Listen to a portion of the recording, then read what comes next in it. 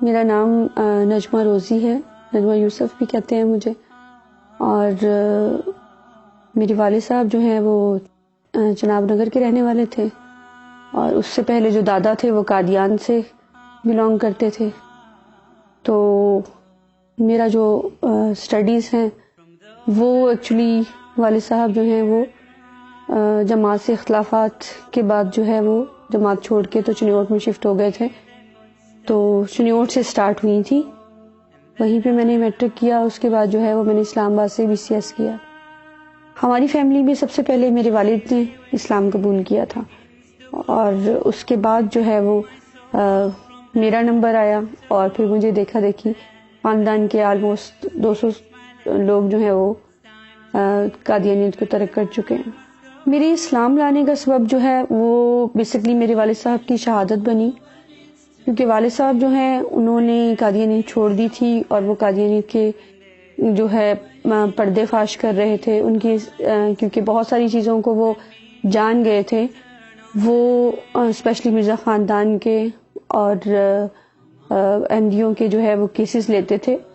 تو جو شخص بھی ان کے اندر گھس جاتا ہے وہ ان کی حقیقت سے واقف ہو جاتا ہے. تو میرے والد صاحب کی جب شہادت ہوئی، اور کیونکہ ہم یہ جانتے تھے کہ یہ سب کچھ جو ہے چل رہا ہے، اور والد صاحب نے بے شمار دفعہ خاندان کے سبھی لوگوں سے، اپنے بچوں سے اس بات کا اظہار کیا تھا کہ مجھے قادیانی جماعت بہت جلد مروا دے گی، اور بالکل ایسا ہی ہوا.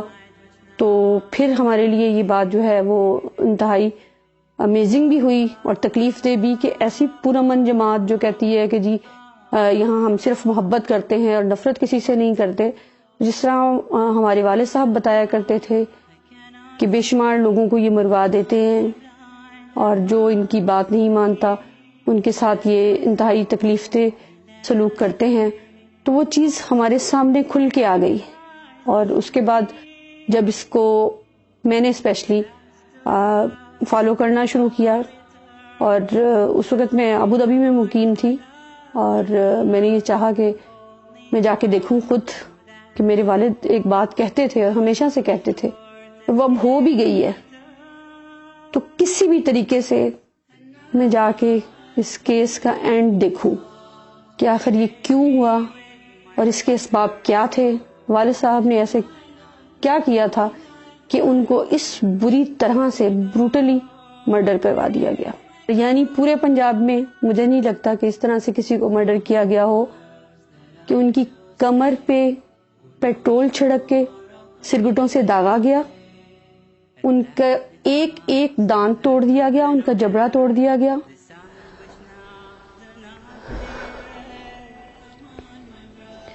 ان کی گردن جو تھی وہ 3 جگہ سے ٹوٹی ہوئی تھی. ان کی بیک بون جو تھی وہ انہوں نے توڑی. مطلب کوئی جسم کا اعضاء ایسا نہیں تھا جن پہ انہوں نے ٹارچر نہ کیا ہو.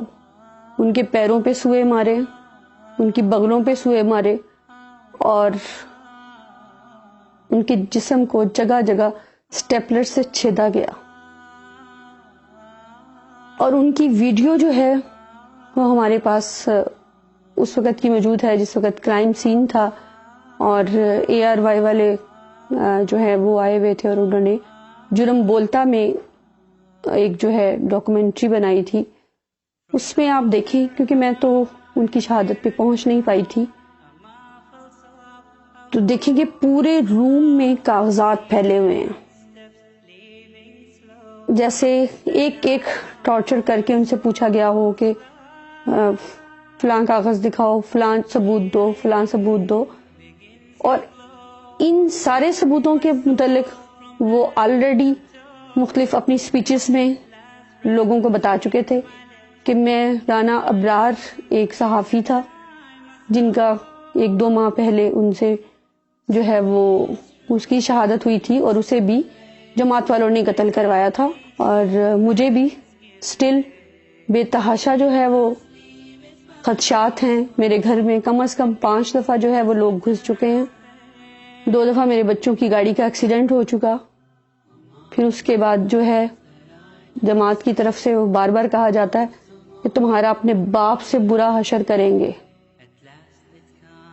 لیکن میں ان کو بتانا چاہتی ہوں کہ اس طرح کے ہتھ کنڈوں سے آپ کسی پہ کبھی بھی حکمرانی نہیں کر سکتے.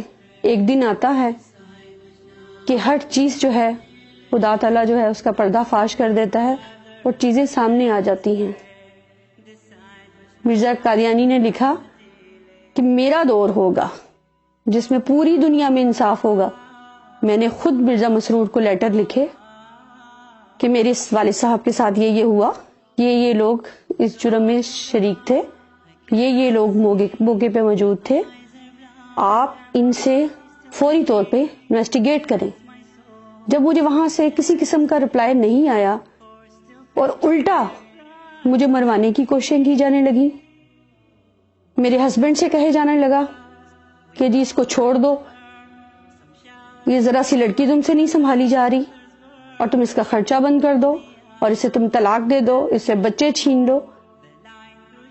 کیا اس قسم کے ہتھ کنڈوں سے یہ کب تک اپنی جماعت کو چلائیں گے، اور کب تک اس جھوٹ کے بل بوتے پہ یہ سب کچھ چلتا رہے گا؟ کیوں کسی حق کے لیے آواز اٹھانے والے کو اس طرح سے بروٹلی مرڈر کروا دیا جاتا ہے؟ کیوں لوگوں کی بیٹیوں کو طلاقیں دلوائی جاتی ہیں؟ کیوں اسلام کی طرف بڑھنے والے قدموں کو یہ کہہ کے روک دیا جاتا ہے کہ خبردار تم سے گھر بار چھین لیں گے، تم سے بچے چھین لیے جائیں گے؟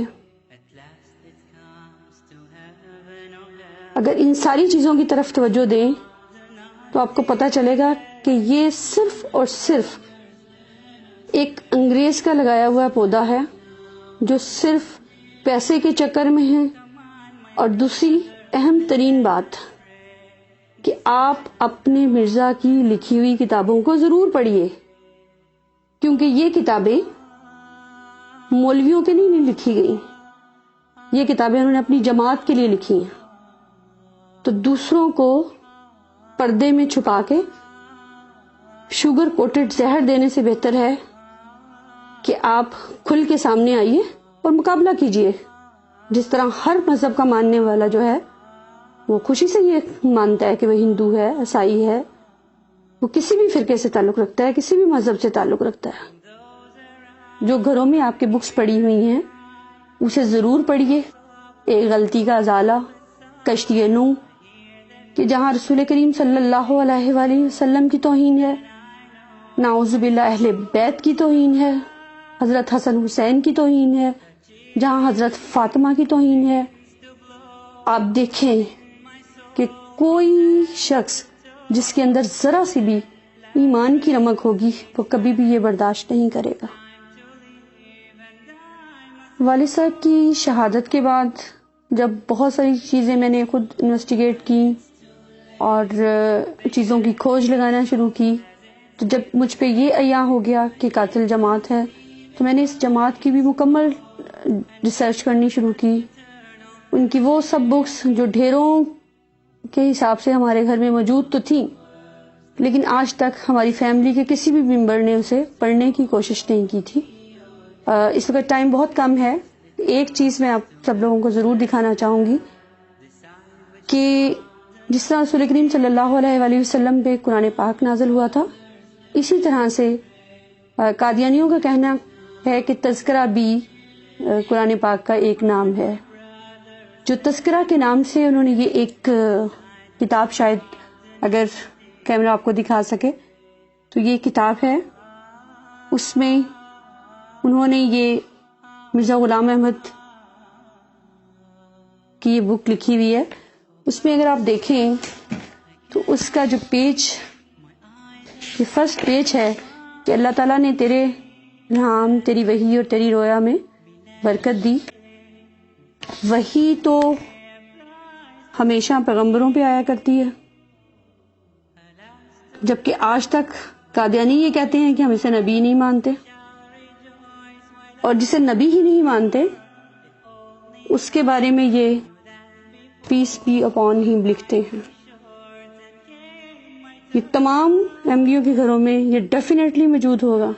اٹھے مہربانی کر کے ایک نظر اسے دیکھنے کی کوشش کریں کہ کیا آج تک پیس بی اپون ہم نے رسول کریم صلی اللہ علیہ وآلہ وسلم کے علاوہ کسی کے لیے بولا یا سنا تو کیوں ہم یہ کر کے شرمندہ نہیں ہیں اور خدا سے معافی کی طلبگار نہیں ہیں اور اس کوشش میں نہیں ہیں کہ اس گندگی سے نکل آئیں جو انہوں نے صرف اور صرف پیسہ کمانے کا ایک ذریعہ بنا رکھا ہے. اور میں نے جب گھر چھوڑا تو آپ یقین کریں کہ مجھے بالکل اندازہ نہیں تھا کہ مجھے کہاں جانا ہے, مجھے کہاں رہنا ہے. میں نے بچوں سے یہ کہا کہ آپ لوگ ظاہر ہے بہت عالی شان زندگی کے عادی ہیں, تو اگر آپ ڈیڈی کے پاس رہنا چاہیں تو مجھے کوئی اعتراض نہیں ہوگا. لیکن الحمدللہ میرے بچوں نے یہی کہا کہ نہیں, ہم آپ کے ساتھ ہی جائیں گے, ہم پڑھنا چھوڑ دیں گے لیکن ہم آپ کے ساتھ ہی جائیں گے کیونکہ آپ کا مقصد سچا ہے اور اللہ تعالیٰ اس میں برکت دے گا. مجھے بڑی حیرت ہے, میں نے یہ زندگی کبھی بھی نہیں دیکھی تھی. ہمیشہ ایک عالی شان زندگی گزاری, اچھے سے کھایا پیا, گاڑیوں میں گھومے پھرے, اور بس اس کے علاوہ کسی چیز کی نہ ضرورت محسوس ہوئی تھی اور نہ ہی کوشش کی تھی. جہاں والد صاحب کی شہادت نے بہت بڑا صدمہ دیا, وہاں ہم سب کو ایمان کی روشنی سے بھی منور کر گئے, اور ایک ایسا ایمان کہ مجھے تکلیف ہوتی ہے یہ سوچ کے کہ ہم اس کفر میں گرے ہوئے تھے اور سب کو ادنا اور خود کو بہت اعلیٰ سمجھتے تھے کہ ہم بہت زبردست لوگ ہیں, ہم 73واں فرقہ ہیں. جب ہم اللہ کی طرف ایک قدم چلتے ہیں تو اللہ تعالیٰ کس قدر ہمارے قریب ہو جاتا ہے اور کس قدر جو ہے ہم پہ اپنے کرامات کرتا ہے, یہ مجھ سے بڑھ کے کوئی نہیں جان سکتا. اور میں بہت پرسکون ہوں اور خوش ہوں کہ میں وہ کام کر رہی ہوں جو مجھے کرنا چاہیے. اور میں سب کو دعوت دوں گی کہ آج یہ کرائیٹیریا نہیں رہا ہوا کہ کوئی 50 سال کی عمر میں مر جائے گا تو کوئی 100 سال کی عمر میں مر جائے گا.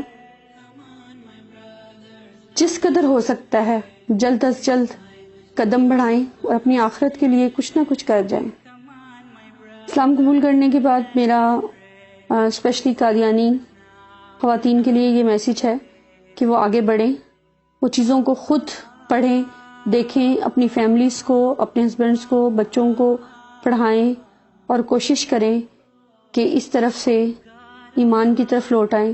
شاید میرا کوئی لفظ یا میری کہی ہوئی کسی بات سے کوئی قادیانی کفر چھوڑ کر اسلام کی طرف راغب ہو جائے اور اندھیروں سے روشنی کی طرف آ جائے.